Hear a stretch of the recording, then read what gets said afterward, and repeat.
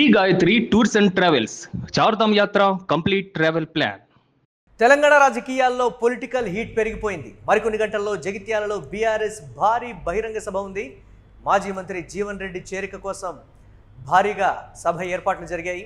మాజీ సీఎం కేసీఆర్ సమక్షంలో జీవన్ రెడ్డి చేరబోతున్నారు.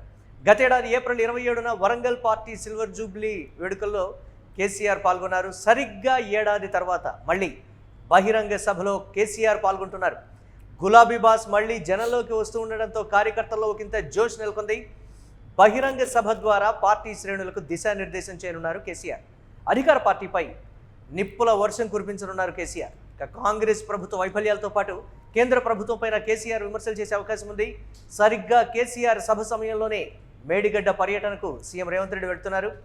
ఉమ్మడి కరీంనగర్ వేదికగా కేసీఆర్ రేవంత్ రెడ్డి మధ్య మాటల యుద్ధం ఉండేటువంటి ఛాన్స్ ఉంది. దీనిపై మరిన్ని అప్డేట్స్ మా కరెస్పాండెంట్ సత్య అందిస్తారు. సత్య, సరిగ్గా సంవత్సరం తర్వాత కేసీఆర్ జనంలోకి రావడం, కరెక్ట్గా అదే సమయానికి సీఎం రేవంత్ రెడ్డి మేడిగడ్డ పర్యటనకు వెళుతూ ఉండడం, ఏంటి మొత్తం మీద ఓవరాల్గా తెలంగాణలో పొలిటికల్ హీట్ పెరిగిపోయింది. ఎలాంటి కామెంట్స్ చేస్తారు కాంగ్రెస్ పార్టీని ఉద్దేశించి అనేది కూడా రకరకాలుగా చర్చించుకుంటున్నటువంటి పరిస్థితి. ఏం చెప్తున్నారు బీఆర్ఎస్ నేతలు? ఎస్, డెఫినెట్గా ప్రస్తుతం తెలంగాణ రాష్ట్ర వ్యాప్తంగా తెలంగాణలో కొంత కేసీఆర్ మరి గత సంవత్సరం కాలంగా మరి బయటకు రావట్లేదు, ఇటు అసెంబ్లీకి కూడా రావట్లేదు అని ఏదైతే ప్రభుత్వం విమర్శ చేస్తుందో దానికి దీటుగా అటు బీజేపీకి అలాగే కాంగ్రెస్కు రెండు పార్టీలకు మరి చెక్ పెట్టే ప్రయత్నంలో భాగంగా రేపు ఏదైతే జగిత్యాలకు సంబంధించి మరికొన్ని గంటల్లో పెద్ద ఎత్తున భారీ బహిరంగ సభలో కాంగ్రెస్ సీనియర్ నాయకుడు జీవన్ రెడ్డిని పార్టీ కండువా వేసి పార్టీలోకి తీసుకొని ఉన్నారు. సో ఈ నేపథ్యంలో ఆయన ఏదైతే గత సంవత్సరం 2025 ఏప్రిల్లో 27న ఆయన వరంగల్లో సభలో ఆయన కొన్ని వ్యాఖ్యలు చేసిన పరిస్థితి ఉంది. ఆ తర్వాత ఎక్కడ కూడా మళ్ళీ పొలిటికల్గా ఆయన విమర్శించని పరిస్థితి ఉంది, ఇటు బీజేపీనైనా అటు కాంగ్రెస్నైనా. ఇప్పుడు ఆయన సంవత్సరం తర్వాత ఇప్పుడు ఈ సభ ద్వారా మరి పెద్ద ఎత్తున అటు రాజకీయంగా ఇటు రేవంత్ రెడ్డిని, కాంగ్రెస్ పార్టీని, అటు బీజేపీ పార్టీని పెద్ద ఎత్తున విమర్శించే అవకాశం ఉంటుంది. యాక్టివ్గా మరి పాలిటిక్స్ చేసే అవకాశం ఖచ్చితంగా కనబడుతూ ఉంది. ఎందుకంటే ప్రధానంగా 2.5 సంవత్సరాలు అయిపోయింది కాంగ్రెస్ పార్టీ వచ్చి. సో ఇప్పుడు కాంగ్రెస్ పార్టీ తీసుకున్నటువంటి నిర్ణయాలు కూడా మొత్తం అతలాకుతలం అవుతున్న పరిస్థితి ఉంది. ఏదైతే హైడ్రా విషయంలో కావచ్చు, ఇప్పుడున్నటువంటి డీలిమిటేషన్ వ్యవహారం కావచ్చు, అంతా కూడా అన్ని రాజకీయ పరిణామాలపైన ఆయన మాట్లాడే అవకాశం ఉంటుంది. అలాగే బీజేపీ వైఖరి పట్ల కూడా, అంటే ద్వంద్వ వైఖరి ఏదైతే వహిస్తుందో సో దానిపైన కూడా మాట్లాడే అవకాశం ఉంటుంది. ప్రధానంగా ఆయన ప్రజల్లోకి రావట్లేదు, ప్రజలతో మాట్లాడట్లేదు అనే విమర్శకు కూడా రేపు ఏదైతే మొత్తం కూడా ఈ సభ ద్వారా ఇక నుంచి మరి కేసీఆర్ జనాల్లోనే ఉంటారు, జనం మధ్యనే ఉంటారు, ప్రజా సమస్యలపైన పోరాడుతారు అనేదిగా ఖచ్చితంగా కనబడుతోంది. సో ఇప్పుడు ఇంకా సమయం ఇచ్చారు. గతంలో ఏదైతే కాంగ్రెస్ పార్టీకి కొంత సమయం ఇచ్చారో ఆ సమయం అయిపోయింది. గతం నుంచి కూడా మనం చూసాం, ఒక 4-5 సభలు పెడదామని అనుకున్నారు, మరి ఎందుకు వెనక్కు తగ్గారో తెలియదు. కానీ ఇప్పుడు ఈ సభ ద్వారా అలాగే అటు అధికారంలో ఉన్నటువంటి కాంగ్రెస్ పార్టీ నుంచి బీఆర్ఎస్ పార్టీలో చేరడం అనేది కొంత ఆశ్చర్యానికి గురి చేసిన పరిస్థితి కనబడుతూ ఉంది.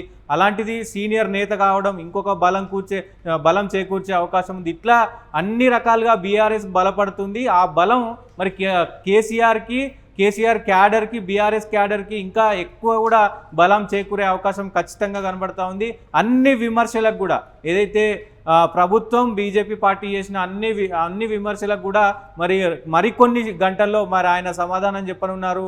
ఆయన ఏ రకంగా స్పీచ్ ఇవ్వనున్నారు, ఆయన ఈ మొత్తం వ్యూహం కూడా మరి ఏది మాట్లాడినా ఆయన కొంత ప్రణాళిక, ఆయనకున్నటువంటి అవగాహన, ఆయనకున్న రాజకీయ ఈ మొత్తం దృష్ట్యా మాట్లాడతారు. కాబట్టి తెలంగాణ ప్రజలు కూడా కేసీఆర్ ఏం మాట్లాడతారు, కేసీఆర్ ప్రజలను ఉద్దేశించి ఏం మాట్లాడతారు, బీజేపీని ఉద్దేశించి ఏం మాట్లాడతారు, రేవంత్ రెడ్డిని ఉద్దేశించి ఏం మాట్లాడతారు, కాంగ్రెస్ పార్టీని ఉద్దేశించి ఏం మాట్లాడతారు అనే దానికి కూడా అందరూ కూడా వేచి చూస్తూ ఉన్నారు. అటు ప్రజలే కాకుండా బీజేపీ పార్టీ నాయకులు కావచ్చు, అలాగే కాంగ్రెస్ పార్టీ నాయకులు కావచ్చు, అందరూ కూడా మరి ఆయన ఏం మాట్లాడతారు అనేది ఉత్కంఠ మొదలైన పరిస్థితి అయితే కనబడతా ఉంది. సో రేపు జగిత్యాల మీటింగ్కు పెద్ద ఎత్తున బీఆర్ఎస్ శ్రేణులు అంతా మొత్తం కూడా సంసిద్ధం చేసిన పరిస్థితి కనబడతా ఉంది. దీనికి ప్రధానంగా మరి ఏదైతే బల్కా సుమన్ వ్యవహరిస్తూ ఉన్నాడో, అట్లాగే పల్లా రాజేశ్వర్ రెడ్డి, ప్రశాంత్ రెడ్డి వీళ్ళందరూ కూడా కీలకంగా వ్యవహరిస్తున్నారు. ఇప్పటికే మరి మొత్తం కూడా పూర్తయినట్లు తెలుస్తూ ఉంది. ఈ సభకు సంబంధించి దాదాపు 1,00,000 మందికి పైగా మరి ఆ సభలో రానున్నారు. పెద్ద ఎత్తున క్యాడర్కు ఏదైతే ఇప్పుడు నెక్స్ట్ ప్రభుత్వం బీఆర్ఎస్ ప్రభుత్వమే వస్తుంది, బీఆర్ఎస్ పార్టీయే గెలుస్తుంది అనే ఉత్సాహం ఆ మొత్తం కూడా నింపే అవకాశం రేపు సభతో మొదలవుతుంది. సో పునాది స్టార్ట్ చేయనున్నారు అనేది కూడా ఖచ్చితంగా. జీవన్ రెడ్డితో పాటు ఇతర నేతల్ని కూడా ఆహ్వానించడం, అలాగే పార్టీలో ఆ సందర్భంగా కూడా చేరికలు ఉంటాయి అనేటువంటి మాట ముఖ్యమంత్రి రేవంత్ రెడ్డి అదే సమయంలో కరీంనగర్ జిల్లాలో ఆయన పర్యటిస్తున్నటువంటి దానికి సంబంధించి ఏంటి అదే విధంగా చూడాలంటారు? డెఫినెట్గా ఇప్పుడు జీవన్ రెడ్డితో పాటు ఇంకా ఎవరెవరు రానున్నారు అనేది కూడా కొంత సస్పెన్స్ నెలకొన్న పరిస్థితి కనబడతా ఉంది. జీవన్ రెడ్డి జాయిన్ అయిన తర్వాత వస్తారా, లేకపోతే నిజంగా జీవన్ రెడ్డితో పాటే జాయిన్ అవుతారా అనేది కూడా ఇక్కడ సస్పెన్స్ నెలకొన్న పరిస్థితి కనబడతా ఉంది. ఎందుకంటే ఏదైతే బీజేపీ నుంచి కొంతమంది ఉన్నప్పటికీ ద్వితీయ శ్రేణి క్యాడర్ ఏదైతే ఉందో ఆ ద్వితీయ శ్రేణి క్యాడర్, అలాగే కాంగ్రెస్లో ద్వితీయ శ్రేణి క్యాడర్ అంతా కూడా మరి బీఆర్ఎస్లో జాయిన్ అవుతున్నారు అనేది కూడా కొంత కొంత మరి సమాచారం వస్తున్న పరిస్థితి కనబడతా ఉంది. ఇట్లా ఎవరెవరు జాయిన్ అవుతారు అనేదానికి కొంత స్పష్టత లేనప్పటికీ కూడా రేపు నిజంగా మరి ఆ సభలో పెద్ద ఎత్తున జీవన్ రెడ్డి క్యాడర్తో పాటు కొంత కీలకమైనటువంటి నేతలు ఇటు ఉమ్మడి నిజామాబాద్కు సంబంధించినటువంటి కీలక నేతలు, అలాగే ఉమ్మడి కరీంనగర్కు సంబంధించినటువంటి కీలక నేతలు కూడా జాయిన్ అవుతున్నారు అనేది కొంత మరి రాజకీయ వర్గాల్లో చర్చ అయితే జరుగుతోంది. సో ప్రధానంగా కేసీఆర్ దీనిపైన ఏం మాట్లాడతారు, కేసీఆర్ ఖచ్చితంగా తెలంగాణ గురించి ఏం మాట్లాడతారు, నిన్న లోక్సభలో ఎంపీ మాట్లాడిన దాని గురించి కావచ్చు, డీలిమిటేషన్ గురించి కావచ్చు, మహిళా బిల్లు గురించి కావచ్చు, ఈ అన్ని అంశాలపైన దాంతోపాటు 6 గ్యారంటీల పైన మొత్తం అన్ని అంశాలపైన రేపు మాట్లాడే అవకాశం ఉంటుంది. కాబట్టి సర్వత్రా ఉత్కంఠగా ఎదురు చూస్తున్నారు. ఇది ఇలా ఉంటే ఒకవైపు రేవంత్ రెడ్డి రేపు ఏదైతే మేడిగడ్డ బ్యారేజ్కి వెళ్ళనున్నారు, మేడిగడ్డ ప్రాజెక్టును ఏదైతే కాళేశ్వరంలో భాగంగా దానికి సంబంధించి అక్కడ కొంత మేడిగడ్డకు సంబంధించినటువంటి